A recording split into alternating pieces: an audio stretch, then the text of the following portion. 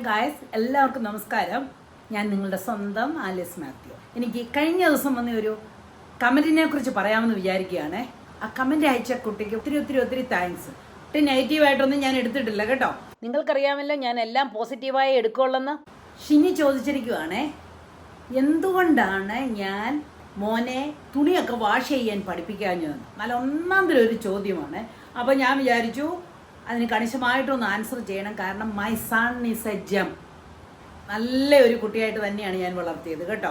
അപ്പോൾ ആ തുണി നനയ്ക്കാൻ പഠിപ്പിച്ചിട്ടില്ല, ചെയ്യിപ്പിച്ചിട്ടില്ല, ഒരു കാര്യവും മോനെ കൊണ്ട് ചെയ്യിപ്പിച്ചിട്ടില്ല. ആ കാര്യം ഒന്ന് പറയാമെന്ന് വിചാരിക്കുകയാണ്. ഞങ്ങൾ നാട്ടിലായിരുന്നപ്പോഴുണ്ടല്ലോ, എനിക്ക് വീട്ടിൽ ജോലിക്ക് ആളുണ്ടായിരുന്നു. അപ്പോൾ നമുക്കറിയാമല്ലോ, നാട്ടിൽ ജീവിക്കുമ്പോൾ ജോലിക്ക് ആളുള്ളപ്പോൾ ഞങ്ങളുടെ തുണി മുഴുവനും അലക്കി ഉണക്കി തേച്ച് കൊണ്ട് തരുമായിരുന്നു. അങ്ങനെ തരും. അതുകൊണ്ട് മോനെ വീട്ടിൽ ഒരു കാര്യവും ചെയ്തിട്ടില്ല. നമ്മൾ നാട്ടിലൊക്കെ പിള്ളേരെ വളർത്തുന്നത് നാട്ടിലുള്ളവരെ എങ്ങനെയാണ്. ഇപ്പോഴത്തെ കാലമല്ലേ കേട്ടോ, ഒരു 40 വർഷം മുമ്പത്തെ കാലം നിങ്ങൾ ആലോചിക്കണേ. ആ സമയത്തൊക്കെ നമ്മൾ പിള്ളേരോട് പഠിക്കുന്ന മാത്രമേ പറയത്തുള്ളൂ.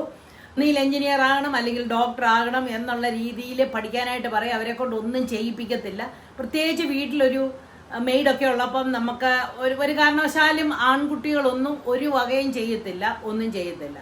പിന്നെ എൻ്റെ ഹസ്ബൻഡാണെങ്കിലും വീട്ടുകാര്യങ്ങളിൽ ഒന്നും ചെയ്യാത്തതുകൊണ്ട് അവൻ അങ്ങനെ കണ്ടുവൊന്നും വളർന്നിട്ടൊന്നുമില്ല കേട്ടോ. ഞാൻ ചെയ്യിപ്പിച്ചിട്ടുമില്ല. ഞാനൊരു ഈർക്കിലിയും കൈ പിടിച്ചോണ്ടാണ്, ഈർക്കിലി ചൂലുണ്ടല്ലോ, അതിൻ്റെ 2 ഈർക്കിലിയൊക്കെ എടുത്ത് പിടിച്ചോണ്ട് നടക്കുന്നത്. ഒരു കാര്യം ചെയ്യരുതെന്ന് പറഞ്ഞിട്ട് ചെയ്തിട്ടുണ്ടെങ്കിൽ ഞാൻ മുട്ടിന് താഴെ 2 അടി കൊടുക്കും. അത് ഞങ്ങളുടെ അപ്പച്ചൻ പറഞ്ഞു തന്നിട്ടുള്ള കാര്യമാണ്.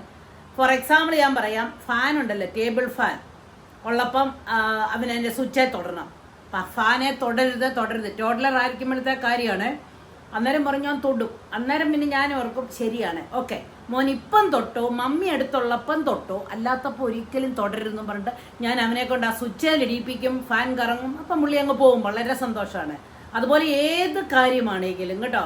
ഒരു 3 വീലുള്ള കാറുണ്ടായിരുന്നു. അപ്പോൾ അതും കൊണ്ട് ഓടിച്ചുകൊണ്ടിരിക്കുമ്പോൾ അവന് ഗേറ്റിന് പുറത്തോട്ട് വീല് വെക്കരുതെന്ന് പറഞ്ഞാൽ കേൾക്കുകയില്ല. അപ്പം ഞാൻ പിന്നെ പറയും മമ്മി കൂടെ ഉള്ളപ്പം വെച്ചോ, അല്ലാതെ വെക്കരുതെന്ന് പറയും. വെക്കത്തില്ല. അപ്പോൾ ഒരു ദിവസം ഇങ്ങനെ വന്നപ്പം ഫോൺ അടിക്കുന്ന കേട്ടുകൊണ്ട് ഞാൻ ഓടി വരുമ്പോൾ മോനോട് പറഞ്ഞു, മോനെ കാറെടുത്ത് വെളിയിൽ വെച്ചോണോന്ന് പറഞ്ഞില്ല. ഞാൻ പോയി ഫോൺ എടുത്തിട്ട് വരാമെന്ന് പറഞ്ഞ ഉടനെ എൻ്റെ മോൻ കാണിച്ചത് എന്നറിയാമോ, ആ കാറ് ആ ഗേറ്റിന് വെളിയിലിരുന്നത് എന്ന് പറഞ്ഞാൽ ഫ്രണ്ട് വീല് പുള്ളിക്ക് ഗേറ്റിന് വെളിയിൽ വെക്കണം. അതെടുത്ത് അതിനകത്തോട്ട് വെച്ചിട്ട് അവിടെ നിന്നു. ഞാൻ ഓടിപ്പോയി ആ ഫോൺ എടുത്തിട്ട് എൻ്റെ കണ്ണിങ്ങനെയാണ് നോക്കുന്നത് കേട്ടോ. കുച്ച് ചെയ്തില്ല. ഞാൻ പറഞ്ഞത് എന്താണെന്ന് വെച്ചാൽ ഞാൻ അതുപോലെ ആണ് മോനെ വളർത്തിയത്. അവൻ അതെല്ലാം മനസ്സിൽ കൊണ്ട്. പിന്നെ അടുക്കി പെറുക്കി ഓരോന്നും വെക്കുന്നതിന് ഭയങ്കരമായിട്ട് ചിട്ടയോടുകൂടി തന്നെയാണ് മോൻ അന്ന് ചെയ്തുകൊണ്ടിരുന്നത് കേട്ടോ. അപ്പോൾ ചുരുക്കി പറഞ്ഞു കഴിഞ്ഞാൽ നല്ല രീതിയില്ല. പക്ഷെ തുണി നനയ്ക്കാനായിട്ട് പഠിപ്പിച്ചിട്ടേ ഇല്ല. മോന് 17 വയസ്സുള്ളപ്പോഴാണ് ഞങ്ങൾ അമേരിക്കയിൽ വരുന്നത്. അപ്പോൾ ആ 17 വർഷക്കാലം ഒരിക്കൽ പോലും ഒരു തുണി നനച്ചിട്ടില്ല. എൻ്റെ ഹസ്ബൻഡും നനച്ചിട്ടില്ല. മെയ്ഡുണ്ട് എല്ലാം ചെയ്യാനായിട്ട്, അല്ലെങ്കിൽ വാഷിംഗ് മെഷീൻ ഉണ്ട്. വാഷിംഗ് മെഷീനിൽ ഇട്ടാൽ പോലും അതെടുത്ത് വെളിയിലിടുന്നത് മെയ്ഡാണ്. ഉണക്കി എല്ലാം കൊണ്ടുത്തരും. അതുകൊണ്ടാണ് ചെയ്യാതിരുന്നത് കേട്ടോ. പക്ഷെ അതുകൊണ്ട് ആ കേരളത്തിലെ ആ കൾച്ചർ വെച്ചാണ് ഞങ്ങൾ അമേരിക്കയിൽ വരുന്നത്. 12th ഗ്രേഡിലോട്ടാണ് മോൻ വന്ന് അമേരിക്കയിൽ വന്ന് വരുന്നത്. അപ്പം നമുക്ക് ആ ഇതിലുള്ളപ്പം മോൻ പഠിക്കണം, എൻജിനീയർ ആകണം എന്നുള്ളതൊക്കെയാണ് നമ്മുടെ കൾച്ചർ. അങ്ങനെ പറഞ്ഞു കൊടുത്തു. അതുകൊണ്ട് അവനൊന്നും ചെയ്യേണ്ടി വന്നിട്ടില്ല. പിന്നെ അന്ന് എനിക്ക് ആരോഗ്യമുള്ള സമയമാണ്, യങ് ആയിട്ടിരിക്കുന്നതാണ്. ഞാൻ ഭയങ്കര എനർജറ്റിക് ആയിട്ടുള്ളൊരു പേഴ്സണാണ്. അതുകൊണ്ട് ഇതൊന്നും എനിക്ക് ഞാൻ പുഷ്പം പോലെ എല്ലാം ചെയ്തു. പിന്നെ എൻ്റെ ഈ കമൻറ്റിൻ്റെ താഴെ വന്ന ഒരു കമൻറ്റും കൂടിയുണ്ട്, നമ്മൾ മക്കൾക്ക് വേണ്ടി എന്തും ചെയ്യുകയില്ലെന്ന്. അതുപോലെ ഒരു സാധാരണയായിട്ടുള്ള ഒരു അമ്മയാണ് ഞാൻ. എൻ്റെ മോൻ ഇന്നും എന്തെങ്കിലും വേണമെന്ന് പറഞ്ഞു നിന്നാൽ ഞാൻ ചെയ്തു കൊടുക്കും.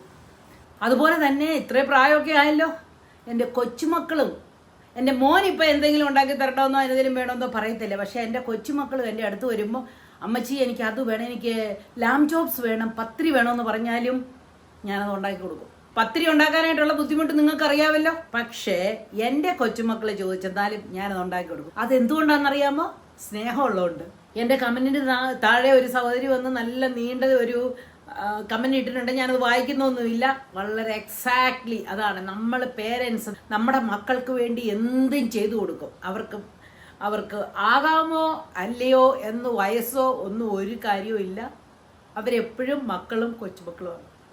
അന്ന് അമേരിക്കയിലെ കൾച്ചർ എങ്ങനെയാണ്, അമേരിക്കയിലെ സിസ്റ്റം എന്നതാണെന്ന് ഒന്നും അറിയത്തില്ല, മനസ്സിലായോ?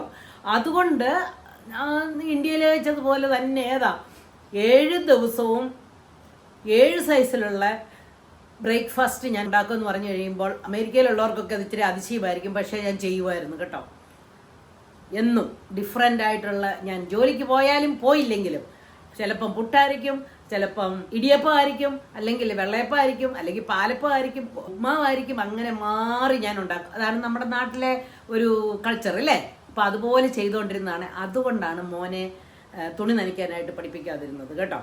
പക്ഷേ അവൻ എല്ലാം അടുക്കും ചിട്ടയോടെ എല്ലാം ചെയ്താൽ ഈ was trained to a very is a gem. ഞാൻ പറയാം, കല്യാണം കഴിക്കുന്നിടം വരെ ഞാൻ, അത് കഴിഞ്ഞിട്ട് എനിക്കൊരു കൺട്രോളും ഇല്ല കേട്ടോ. അത് കഴിഞ്ഞ് മോൻ എന്തെങ്കിലുമൊക്കെ കാണിച്ചെന്നാലോ എന്നൊക്കെ ചെയ്തെന്നാലും ഐ ആം നോട്ട് റെസ്പോൺസിബിൾ. പക്ഷെ അതുവരെ എൻ്റെ മോൻ വളരെ നല്ലൊരു കുട്ടിയായിരുന്നു.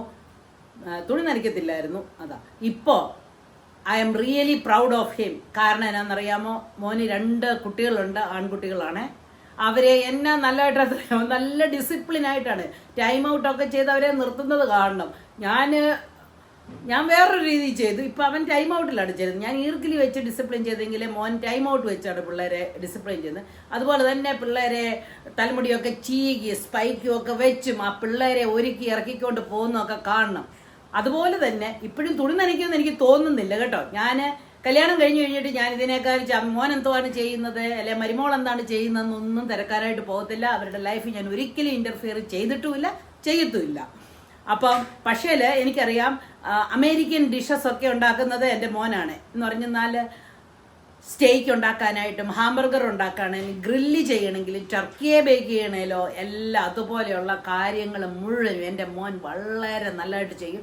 അതുപോലെ തന്നെ അവൻ്റെ ഓഫീസ് റൂമും ഒക്കെ അറേഞ്ച് ചെയ്തൊക്കെ വെച്ചിരിക്കുന്നത് കണ്ടാലുണ്ടല്ലോ, ഭയങ്കര ഡിസിപ്ലിൻഡ് ആയിട്ടാണ് വളർത്തിയത്. ഇതെന്റെ മോന്റെ വീട്ടിലെ ഗാരേജാണ്. എന്നെ ഭംഗിയായിട്ടാണെന്നറിയാമോ അറേഞ്ച് ചെയ്ത് വെച്ചിരിക്കുന്നത്. ഓരോ സാധനവും അങ്ങോട്ടൊന്ന് വോളിൽ മൗണ്ട് ചെയ്ത് വെച്ചിരിക്കുവാണ്, നിലത്തൊന്നും അലങ്കോലമായിട്ട് വിടാതെ. അപ്പൊ ഏത് സാധനം വേണേലും അങ്ങോട്ട് പോയാൽ മതി. ഞാൻ ജസ്റ്റ് ഒന്ന് കാണിച്ചെന്നേ ഉള്ളൂ, കാരണം അവൻ ഭയങ്കര ഓർഗനൈസ്ഡ് ആയിട്ടുള്ള ഒരു പേഴ്സൺ ആണ്. എന്ന് കാണിക്കാൻ വേണ്ടി മാത്രം ഒന്ന് പറഞ്ഞതേ ഉള്ളൂ കേട്ടോ. അതുകൊണ്ട് അതത്രയൊന്ന് പറയണമെന്ന് വിചാരിച്ചു. കാരണം എൻ്റെ മോനെ തെറ്റിദ്ധരിക്കരുത്, എന്നെയും തെറ്റിദ്ധരിക്കരുത്.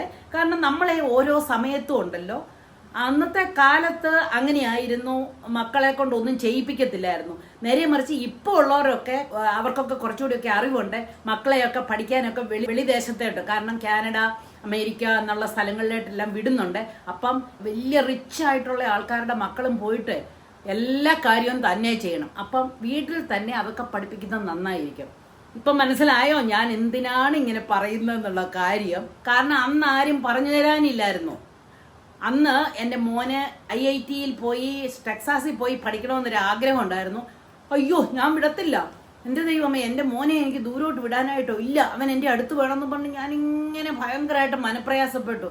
പക്ഷെ ഞാൻ ഓർക്കുവാണ്, എന്നാൽ ആരെങ്കിലും ഒന്ന് പറയാനുണ്ടായിരുന്നു, ആലീസേ സാരമില്ല, പിള്ളേർ എങ്ങനെയൊക്കെയാണ് അമേരിക്കയിൽ, പിള്ളേർക്ക് ഇഷ്ടമുള്ളിടത്ത് പോയി പഠിക്കും, അവർ പോയി പഠിക്കട്ടെ, ദൂരെ പോയി പഠിക്കട്ടെ, നമ്മളിങ്ങനെ അടച്ചു കെട്ടി കൂട്ടത്തിൽ നിർത്താനൊന്നും ശ്രമിക്കരുതെന്നൊക്കെ ഒന്ന് പറഞ്ഞു തരാനുണ്ടായിരുന്നെങ്കിൽ ഞാൻ അന്ന് മോനെ IIT-യിൽ വിട്ടേനെ.